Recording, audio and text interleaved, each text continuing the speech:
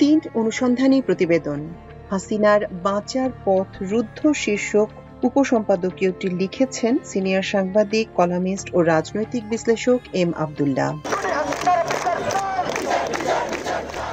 24 জুলাই থেকে 25 জুলাই, দেখতে দেখতে এক বছর অতিক্রান্ত হয়ে গেল। 36 জুলাইয়ের বিভীষিকা এখনো জনমানসে দগদগে ঘা হয়ে আছে। শয়ে শয়ে লাশ, রক্তস্রোত, হাসিনার খুনে বাহিনীর উদ্যত মারণাস্ত্র আর নৃশংসতা এখনো হিম আতঙ্ক ছড়ায়।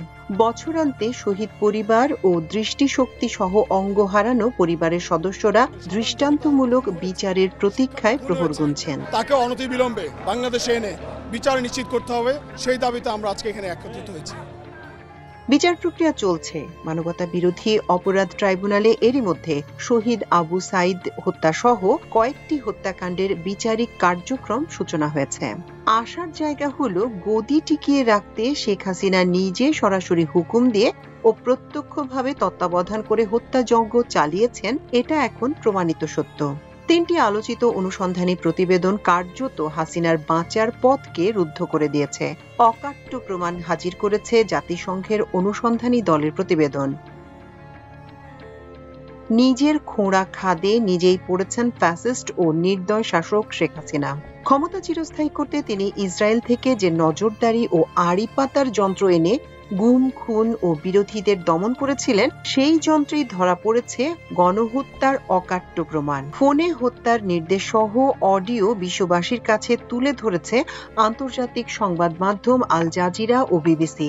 এসব প্রতিবেদনের ফলে গণহত্যার বিচার সহজতর হওয়া ছাড়াও আন্তর্জাতিক অঙ্গনে শেখ হাসিনা ও তার ফ্যাসিবাদী শাসনের সাঙ্গপাঙ্গদের কোনো রকম অনুকম্পা বা সহানুভূতি পাওয়ার পথও কার্যত সংকীর্ণ হয়ে গেছে।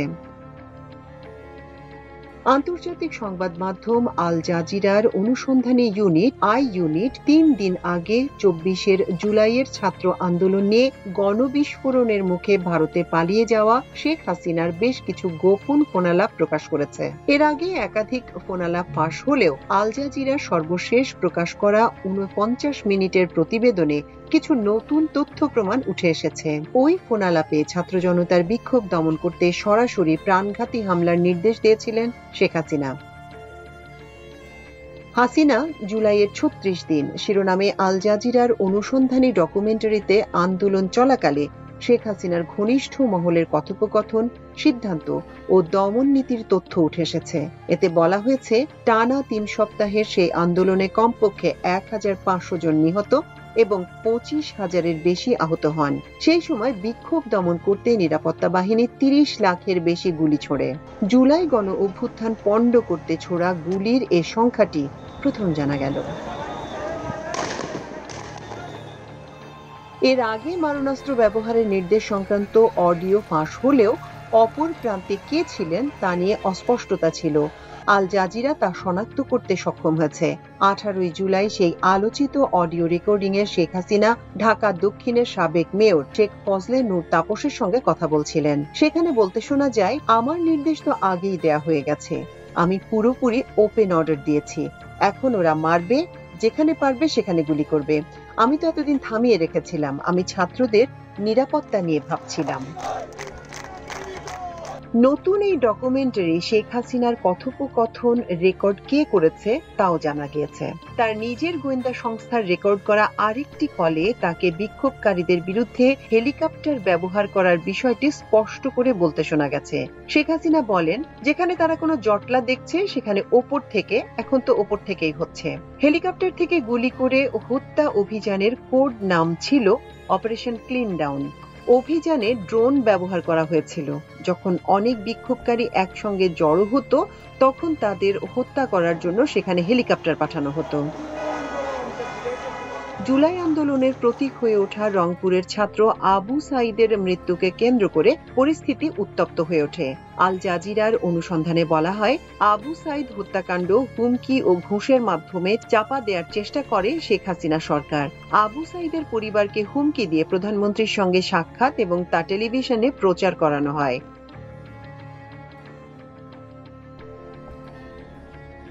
আল জাজিরার নতুন তথ্য হিসেবে তুলে আনে শেখ হাসিনার উপদেষ্টা সালমান এফ রহমান ফোনে আবু সাঈদের ময়নাতদন্ত রিপোর্ট টেম্পারিং করে সংগ্রহে তৎপর ছিলেন। অডিও রেকর্ডিং এ তাকে পোস্টমর্টেম করা হয়েছে কিনা তা বলতে শোনা যায়। এরপর তিনি জানতে চান, রংপুর মেডিকেল কলেজের কেন আমাদের পোস্টমর্টেম রিপোর্ট দিতে সময় লাগছে, লুকোচুরি কে খেলছে, রংপুর মেডিকেল? এই অডিও প্রকাশ হলো নতুন করে। রংপুর মেডিকেল কলেজের চিকিৎসক রাজিবুল ইসলাম আল জাজিরাকে বলেন, আবু সাঈদের পোস্টমর্টেম রিপোর্ট আমাকে 5 বার লিখতে হয়েছে। আমি প্রতিবার রিপোর্ট লিখি, যখন জমা দিতে যাই পুলিশের মন মতো হয় না। আমার মনে হয়েছে সরকারের সর্বোচ্চ মহল থেকে আবু সাঈদের রিপোর্টকে টেম্পারিং করার চেষ্টা করা হয়েছে।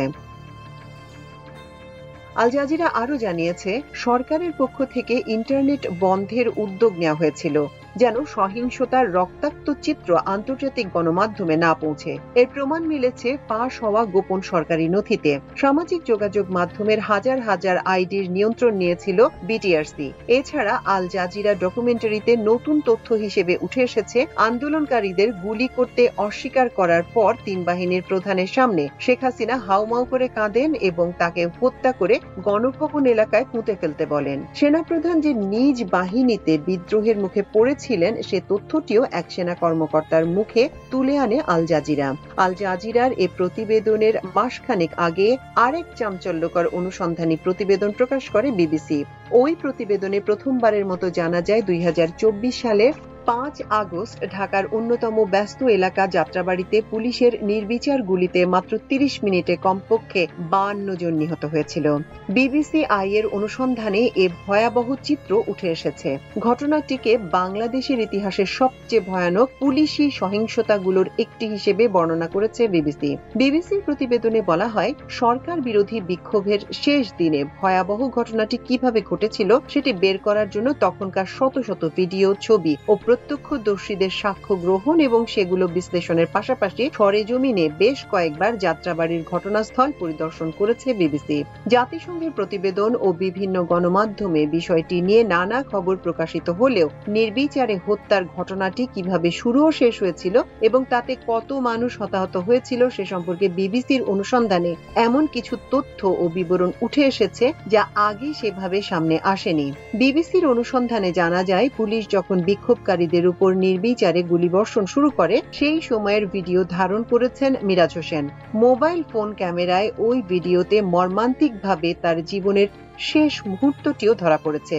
মিরাজ হোসেনের মৃত্যুর পর পরিবারের সদস্যরা তার মোবাইল ফোনটি খুঁজে পান এবং ফোনে সংরক্ষিত ভিডিওটি দেন বিবিসিকে। ভিডিওটির মেটা ডেটা বিশ্লেষণ করে দেখা যায়, সেদিন নির্বিচারে গুলিবর্ষণের ঘটনাটি শুরু হয়েছিল বেলা 2টা 43 মিনিটে। ভিডিওটিতে যাত্রাবাড়ি থানার মূল ফটকে বিক্ষোভকারীদের সামনে সেনাবাহিনীর একটি দলকে দাঁড়িয়ে থাকতে দেখা যায়। এরপর হঠাৎই তারা ওই এলাকা থেকে সরে যায়। কিছুক্ষণের মধ্যেই যাত্রাবাড়ি থানার ভেতরে পুলিশের সদস্যরা ফটকের সামনে অবস্থানরত বিক্ষোভকারী জনতার উপর আকস্মিকভাবে গুলিবর্ষণ শুরু করে। অনুসন্ধানে বিবিসি দেখেছে, 5 আগস্ট বিকালে যাত্রাবাড়ি থানার সামনে 30 মিনিটের বেশি সময় ধরে হত্যাকাণ্ড চালানো হয়েছিল। ঘটনার সময় কিছু ড্রোন ভিডিও বিবিসির হাতে এসেছে। ভিডিওর মেটাডেটা তথ্য বিশ্লেষণ করে দেখা যায়, বেলা 3টা 17 মিনিটেও যাত্রাবাড়ি থানার সামনে মহাসড়কে বিক্ষোভকারীদের উপর গুলি চালাচ্ছিল পুলিশ। এরপর তাদের বড় একটি দলকে থানার উল্টো পাশে অবস্থিত একটি অস্থায়ী সেনা ব্যারাকে আশ্রয় নিতে দেখা যায়। 5 আগস্টের ঘটনায় যাত্রাবাড়ি থানার পুলিশ কর্মকর্তাদের বিরুদ্ধে বেশ কয়েকটি মামলা হয়েছে। এর মধ্যে থানার তৎকালীন ওসি আবুল হাসানের বিরুদ্ধেও মামলা করা হয়েছে, যিনি হত্যাকাণ্ড চলাকালে ঘটনাস্থলে উপস্থিত ছিলেন। বিবিসির ওই অনুসন্ধানী প্রতিবেদন প্রাণঘাতী গুলির নির্দেশদাতা হিসেবে শেখ হাসিনা, সমন্বয়কারী হিসেবে তৎকালীন স্বরাষ্ট্রমন্ত্রী আসাদুজ্জামান খান কামাল ও দায়িত্বরত পুলিশ কর্তাদের বিচারের ক্ষেত্রে অকাট্য দলিল হিসেবে কাজে লাগবে বলে মানবতা বিরোধী অপরাধ ট্রাইব্যুনালের প্রসিকিউশন টিমের সদস্যরা মনে করছেন। পুলিশ বাহিনীও বিবিসিকে জানিয়েছে, তারা ঘটনার সঙ্গে যুক্ত কর্মকর্তাদের বিচারের মুখোমুখি করার জন্য প্রয়োজনীয় পদক্ষেপ নিতে শুরু করেছে। দেশের তদন্ত টিমের বাইরে সর্বপ্রথম শেখ হাসিনার নির্দেশে পরিচালিত গণহত্যার প্রমাণ হাজির করে জাতিসংঘের মানবাধিকার বিষয়ক হাই কমিশনারের কার্যালয়ের তদন্ত প্রতিবেদন। ওই প্রতিবেদনে প্রথমবারের মতো জানা যায় বাংলাদেশে গত জুলাই আগস্টে প্রায় 1400 জনের মতো নিহত হয়েছে। তাদের বেশিরভাগের মৃত্যু হয়েছে রাইফেল ও শটগানের গুলিতে। জাতিসংঘ প্রতিবেদন এও জানায় ওই সময় নিরাপত্তা বাহিনী ও গোয়েন্দা সংস্থাগুলোর সমন্বয় কাজে নেতৃত্ব দিয়েছেন তখনকার প্রধানমন্ত্রী শেখ হাসিনা ও স্বরাষ্ট্রমন্ত্রী আসাদুজ্জামান খান কামাল। তাদের নির্দেশেই বিক্ষোভ দমনে অতিরিক্ত বল প্রয়োগ করেছে নিরাপত্তা সংস্থাগুলো। জাতিসংঘ প্রতিবেদনেও উল্লেখ করা হয় নিহত ছাড়াও হাজার হাজার মানুষ গুরুতর আহত হয়েছে। পুলিশ ও র্যাবের তথ্য অনুযায়ী আন্দোলন দমনে 11,700 জনকে তখন আটক করা হয়েছিল। যারা নিহত হয়েছে তাদের মধ্যে 12 থেকে 13% শিশু রয়েছে বলে প্রতিবেদনে উল্লেখ করা হয়। পুলিশ ও অন্য নিরাপত্তা বাহিনীর দ্বারা শিশুরা টার্গেট কিলিং এর শিকার হয়েছে এবং পঙ্গু হয়েছে। সরকারি বেসরকারি বিভিন্ন সূত্রের সঙ্গে অন্যান্য সূত্র থেকে পাওয়া প্রমাণের সমন্বয় করে OHCHR এর ওই প্রতিবেদনে এসব কথা বলা হয়েছে। তারা মনে করে রাজনৈতিক নেতৃত্ব, নিরাপত্তা বিভাগের সিনিয়র অংশ এবং গোয়েন্দা কর্মকর্তাদের জ্ঞাতসারে সমন্বয় ও নির্দেশনায় এসব মানবাধিকার লঙ্ঘনের ঘটনা ঘটেছে। রিপোর্টে বলা হয়েছে যেসব বিষয়ে মানবাধিকার লঙ্ঘনের ঘটনা ঘটেছে তার মধ্যে রয়েছে জীবনের অধিকার, স্বাধীনতার অধিকার, ব্যক্তি নিরাপত্তা, নির্যাতন ও বাজে আচরণ থেকে মুক্ত থাকার অধিকার, ব্যক্তির সম্মান ও মর্যাদার অধিকার, ন্যায় বিচারের অধিকার, ব্যক্তির গোপনীয়তার অধিকার, মত প্রকাশের অধিকার এবং মানবাধিকার লঙ্ঘনের ক্ষেত্রে প্রতিকার পাওয়ার অধিকারের মতো বিষয়গুলো। বিজিবি, র্যাব, ডিজিএফআই, পুলিশ ও গোয়েন্দা সংস্থাগুলোকে সরাসরি অপারেশনের বিষয়ে আদেশ ও অন্যান্য নির্দেশনা দিয়েছিলেন শেখ হাসিনা সহ আওয়ামী লীগের নেতারা, যা তাদের বিক্ষোভকারী ও অন্যান্য বেসামরিক নাগরিকদের বিরুদ্ধে মারাত্মক মানবাধিকার লঙ্ঘনে জড়িত করেছিল। এর মধ্যে বিচার বহির্ভূত হত্যাকাণ্ড ও নির্বিচারে গ্রেপ্তারের মতো ঘটনা ছিল। জাতিসংঘ রিপোর্টে বলা হয় বাংলাদেশের পুলিশের পক্ষ থেকে আওয়ামী লীগ ও আওয়ামী লীগের সহযোগী সংগঠনের 95 সদস্যের নাম ও তাদের ভূমিকা কি ছিল তার বিস্তারিত বিবরণ OHCHR কে সরবরাহ করা হয়েছে। পুলিশের মতে এসব ব্যক্তি বিক্ষোভের সময় সহিংস হামলায় ব্যবহারের জন্য নাগরিকদের অস্ত্র সরবরাহ করেছিল। যাদের অস্ত্র সরবরাহ করা হয়েছিল তাদের মধ্যে 10 জন তখনকার সংসদ সদস্য, 14 জন আওয়ামী লীগের স্থানীয় পর্যায়ের নেতা, 16 জন যুবলীগের নেতা, 16 জন ছাত্রলীগ নেতা ও 7 জন পুলিশ সদস্য রয়েছেন। পতিত আওয়ামী লীগের পক্ষ থেকে আন্তর্জাতিক পর্যায়ে প্রতিবেদনগুলো বিতর্কিত করার যত চেষ্টাই করা হোক না কেন, শেখ হাসিনা ও তার সরকারের মন্ত্রী, এমপি, দলীয় নেতাকর্মী সহ ক্যাডারদের বিচারে এ 3টি রিপোর্ট গুরুত্বপূর্ণ ভূমিকা রাখবে।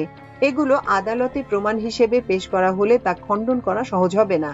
ফলে তাদের সর্বোচ্চ শাস্তির মুখোমুখি হওয়া এখন সময়ের ব্যাপার মাত্র।